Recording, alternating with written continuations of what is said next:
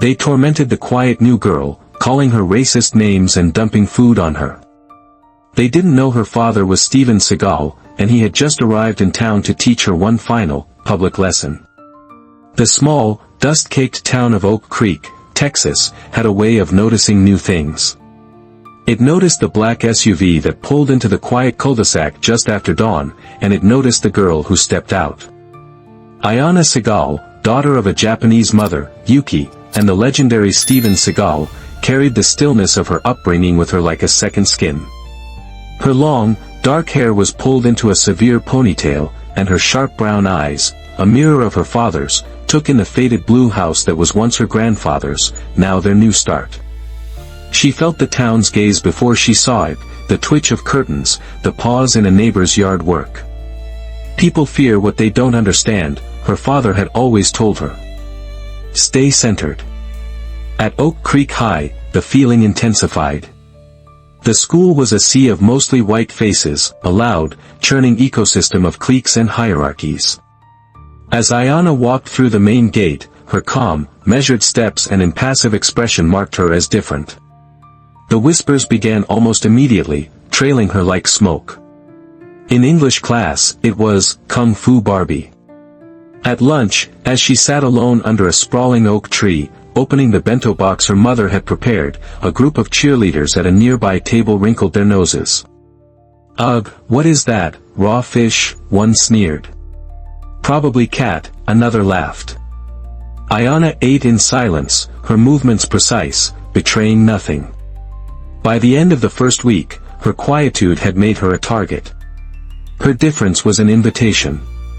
And Braden Thorne, the star quarterback and son of the powerful local sheriff, was the first to RSVP. He cornered her by the lockers, his smirk wide and easy. "You the new ninja girl?" he asked, his voice loud enough to draw a crowd. "Or are you just mute?" Braden Thorne's initial taunt was just the opening salvo in a campaign of relentless, low-grade harassment. Ayana moved through the hallways of Oak Creek High like a ghost, but they made sure she was never truly unseen. The whispers grew louder, laced with crude imitations of Japanese accents and casual, cutting racism. She was an object of morbid curiosity and easy contempt. The bullying escalated from verbal to physical with practiced cruelty. In PE, during a crowded relay race, Braden accidentally clipped her heels during a handoff, sending her sprawling onto the track. The coach conveniently looked away as laughter erupted. "Careful, Tokyo," Braden said with false concern, offering a hand she ignored. "Don't want to break a nail." One morning, she found her locker vandalized, the words, "Go back to China," scrawled across it in thick, red marker, underlined with crudely drawn, slanted eyes. She stared at it for a long, silent moment, the heat rising in her chest, a pressure building behind her ribs. She could hear her father's voice, a memory from 1,000 hours on the training mat in their dojo: "If you let them control your emotions, they have already won." She took a slow, deep breath, centered herself, and then methodically began to clean the marker off with a wipe from her backpack, ignoring the snickers from students passing by. The harassment followed her online. A candid photo of her eating her lunch, chopsticks in hand, was posted to a local gossip page with the caption, "Guess she's practicing her ninja skills." The comments were a cesspool of ignorance and hate. Each night, Ayana would sit in her room, the silence of the old house amplifying the noise in her head. She didn't cry. She didn't lash out. She practiced the discipline her father had instilled in her since she was a child: calm, control, restraint. But in the hostile environment of Oak Creek, her stillness was misinterpreted as weakness. And weakness, she was quickly learning, was like blood in the water. The final straw came on a Friday in the crowded, chaotic school cafeteria. Ayana had just sat down at her usual solitary table under the tree when Braden Thorne and his entourage approached. He held a lunch tray piled high with chili and cheese fries. "Still too good to talk to us, princess," he sneered, his friends forming a jeering semicircle around her. Ayana didn't look up, focusing on unpacking her bento box. Her silence, as always, infuriated him more than any retort. It denied him the reaction he craved. "You know, in Texas, we expect a little southern hospitality," Braden continued, his voice dripping with venom. "But I guess you wouldn't know anything about that." Then, without another word, he tilted his tray. A mess of greasy chili, melted cheese, and soggy fries cascaded down onto her lap, staining her navy skirt and white blouse. The entire cafeteria erupted, first in gasps, then in a wave of cruel, unrestrained laughter. Students pulled out their phones, the red recording lights blinking like malevolent eyes. Ayana sat frozen for a heartbeat, dripping with food. But the heat that rose in her wasn't shame. It was a cold, clarifying resolve. Slowly, deliberately, she stood up. She wiped her hands with a napkin, her movements calm and measured. She looked directly at Braden, her eyes clear and unwavering. "After school," she said, her voice quiet but carrying across the suddenly hushed courtyard. "The stadium parking lot. You and me." Braden blinked, momentarily stunned. "Is that a challenge?" he stammered, before his smirk returned. "It's a choice," she replied. She then turned, walked through the parting crowd, and didn't look back. In the privacy of the girls' restroom, she pulled out her phone and dialed a number she hadn't called in months. It rang twice. "Ayana," a familiar, deep voice answered. She closed her eyes. "Dad," she whispered, her voice finally breaking. "I need you." Steven Seagal arrived in Oak Creek just after dawn the next day, a Saturday. A nondescript black rental car pulled into the driveway of the weathered blue house as the Texas morning fog began to lift. He stepped out, dressed in black from head to toe, a loose cotton shirt, dark jeans, his formidable presence a stark contrast to the quiet suburban street. Neighbors peeked from behind their curtains, their morning routines disrupted by the sudden appearance of the unmistakable figure. He found Ayana in the backyard, barefoot on a small, worn patch of training mat her grandfather had laid down years ago. She was moving through a sequence of Aikido forms, her movements fluid and graceful, a silent dance of discipline. He watched from the doorway, his face unreadable, his arms folded across his chest. He saw the tension in her shoulders, the slight hesitation in her turns, the physical manifestation of her inner turmoil. When she completed the sequence, she turned and their eyes met. No words passed between them for a long, heavy moment. He wasn't there to express outrage or sympathy. He was there to assess, to center, to guide. Finally, he stepped onto the grass. "You remembered the breath," he said, his voice a low rumble. Ayana nodded, her gaze steady. "You said the breath controls the pace." "The breath," he corrected gently, "controls everything." He didn't need to ask for details about the bullying or the challenge. He could see it all in the way she held herself, in the subtle defensive posture that had crept into her otherwise perfect form. He had not come to fight her battle for her. He had come to remind her how to fight it herself. That weekend, the backyard of the small house in Oak Creek became a private dojo. Seagal didn't reteach Ayana techniques she had known since she was a child. He retaught her the philosophy behind them, the spirit that gave them meaning. "They want a reaction," he said as they moved through slow, deliberate partner drills, his large hands easily redirecting her force. "They push, hoping you will push back with blind anger. That is their world. It is not ours." He had her practice for hours, not striking, but evading, blending, controlling. He made her stand perfectly still in the center of the mat while he walked around her, occasionally making a sudden lunge or a quick grab, testing her ability to react from a place of calm, not panic. "Your stillness is not weakness," he told her, his voice low and intense. "It is a weapon. It unbalances them. They expect fear or rage.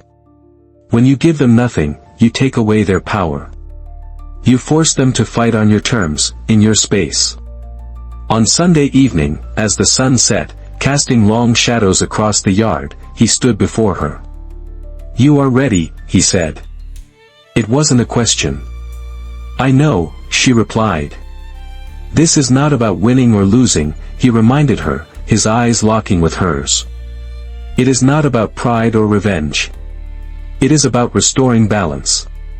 You do not go there to prove you are strong. You go there to show him what true strength is. You end the conflict. Cleanly. Decisively. Do you understand? Ayana met his gaze, her own eyes reflecting his resolve. Yes, Dad. He placed a hand on her shoulder. Then go. I will be there to witness. He would not interfere, but he would bear witness to the final lesson being taught. The stadium parking lot was a theater of suburban teenage drama. By the time Ayana arrived after school on Monday, a crowd of at least 50 students had already formed a wide, buzzing circle. Braden Thorne stood in the center, flanked by his football teammates, basking in the attention. He was dressed in his team workout gear, his muscular frame a stark contrast to Ayana's simple black sneakers, gray hoodie, and focused calm. Seagal was there, as promised, leaning silently against the far fence, a lone, imposing figure that most students were too preoccupied to notice. He was just a shadow, a witness. Ready to cry, princess? Braden sneered as Ayana stepped into the circle. The crowd laughed. Ayana didn't respond. She simply moved into a relaxed, ready stance, her breathing slow and even. Braden, fueled by ego and the cheers of his friends, didn't hesitate. He lunged first, a fast, angry, but completely untrained tackle. It was pure brute force. For Ayana, it was like watching a freight train in slow motion. She didn't meet the force. She sidestepped it. With a fluid, almost effortless motion, she redirected his momentum, her hand lightly guiding his shoulder as he stumbled past her and nearly fell. Gasps rippled through the crowd. Braden spun around, his face red with fury and embarrassment.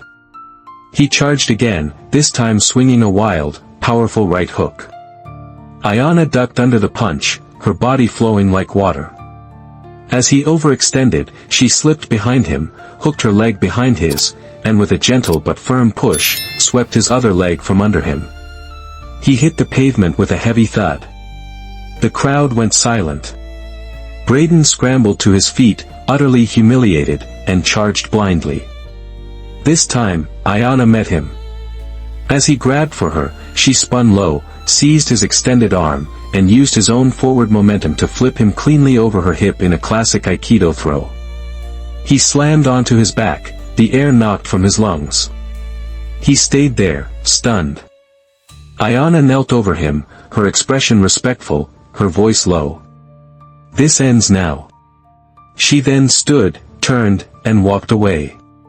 From the fence, Steven Seagal nodded once, a flicker of pride in his eyes. His daughter hadn't just won a fight. She had claimed her name. The video of Ayana calmly dismantling Braden Thorne spread through Oak Creek High like a digital wildfire. But the victory was short-lived. The next morning, Ayana was called to the principal's office. Across the desk sat Principal Dunley and, to her surprise, Sheriff Thorne, Braden's father. Sheriff Thorne, in his crisp, authoritative uniform, radiated a cold, barely concealed fury. "My son has a sprained wrist and a concussion," he said flatly, his voice leaving no room for argument. "He was assaulted on school grounds by your daughter." "Braden attacked me," Ayana stated calmly. "I defended myself."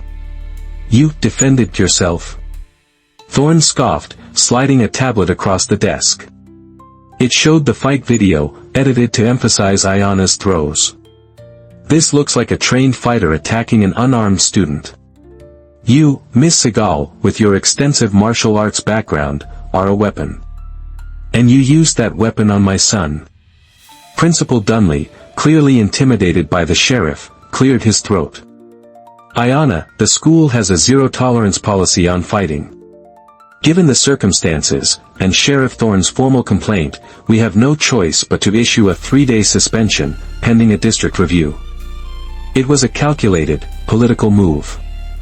They couldn't deny the fight happened, so they flipped the narrative. The bully became the victim, the defender became the aggressor. Ayana was being punished not for fighting, but for winning. She looked from the principal's evasive eyes to the sheriff's smug, triumphant face and understood. This was no longer about a schoolyard bully. This was about power, about a system protecting its own, no matter the cost. She simply nodded, accepting the unjust verdict with the same unnerving calm she had shown in the parking lot. But inside, a different kind of resolve was beginning to form. During her suspension, Ayana didn't retreat into anger or self-pity. Instead, she found a new purpose. She went to the Oak Creek Community Center, a small, underfunded building near her home, and spoke to the director. She offered to host a free, informal, confidence and awareness workshop for young girls. The first day, only 3 girls showed up, all of them shy, all of them having been targets of bullying in one form or another. Ayana didn't teach them how to fight.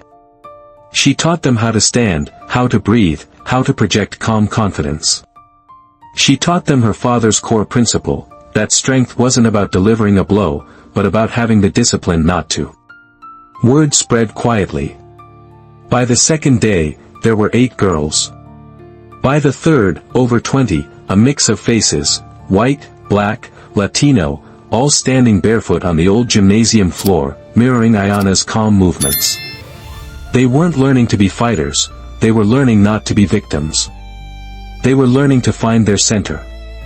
While the school system and the sheriff had tried to label her as a threat, a small corner of the community was beginning to see her as something else entirely, a leader. In the quiet gym, away from the whispers and accusations of the high school, Ayana had created her own dojo, a sanctuary built not on aggression, but on shared strength and mutual respect. Her father, watching one of the sessions from a discreet corner before he left town, knew this was a more profound victory than any parking lot showdown. Sheriff Thorne was not accustomed to being defied. His son's public humiliation, followed by Ayana's quiet resilience and growing community support, festered in him like a poison. One evening, after a long night at a local bar, his judgment clouded by alcohol and rage, he decided to take matters into his own hands. He knew Ayana walked home from the community center around dusk. He parked his personal pickup truck on a side street along her route and waited. When he saw her approaching, her backpack slung over one shoulder, he stepped out of the truck, blocking her path. The smell of whiskey was strong on his breath. "You think you're clever, don't you?" he slurred, his face flushed. "Humiliating my boy, turning this town against me. You little tramp." Ayana stopped, her senses immediately on high alert. She didn't respond, her body settling into a calm, centered stance. "Go home, Sheriff," she said, her voice even. "You're intoxicated." Her calm enraged him further. "I'll show you intoxicated," he roared, lunging at her, grabbing for her arm. But he was drunk, clumsy, and telegraphing his every move.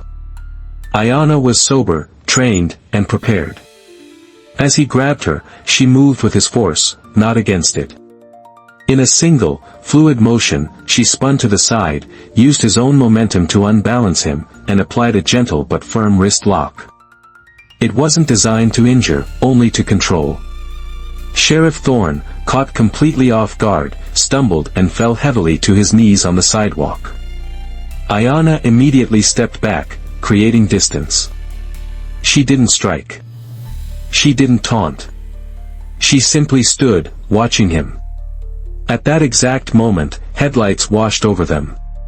A patrol car, making its routine rounds, had turned the corner. The 2 officers inside blinked in disbelief at the scene, their own sheriff, clearly drunk, on his knees before the very girl he had been persecuting. The entire incident, from his lunge to his fall, had been perfectly captured in the clear, unforgiving view of their dashcam. The dashcam footage was irrefutable. Sheriff Thorne, intoxicated and belligerent, had assaulted a minor. His own officers, bound by duty and the undeniable evidence, had no choice but to arrest him. The news of the sheriff being taken into custody for assaulting the same girl he had accused of being a threat sent a shockwave through Oak Creek. The narrative he had so carefully tried to control had spectacularly imploded. The fallout was swift and total. Facing criminal charges and a massive public outcry, Thorne resigned in disgrace.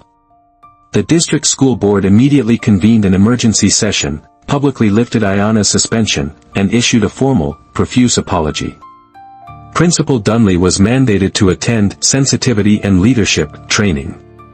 Braden Thorne, stripped of his father's protective shield, quietly transferred to a different school district. But Ayana wasn't focused on their downfall. She was focused on her work. Her classes at the community center swelled in size. She was no longer just Seagal's daughter, or that girl from the fight video. She was Ayana, the quiet leader who taught other kids how to find their own strength. Local news outlets, which had once questioned her motives, now ran feature stories praising her stillness and strength program. She was invited to speak at a regional youth conference, not about the fight, but about her philosophy of resolving conflict through inner peace and disciplined action. The town that had once tried to cast her out was now celebrating her as its own. Years later, Bellwood High, now Oak Creek High, unveiled a new mural in its main hallway. It wasn't of a football star, but of a girl, mid-motion, captured in the flowing grace of an Aikido throw. Above her image were the words she had spoken at that youth conference: "Strength doesn't shout. It breathes."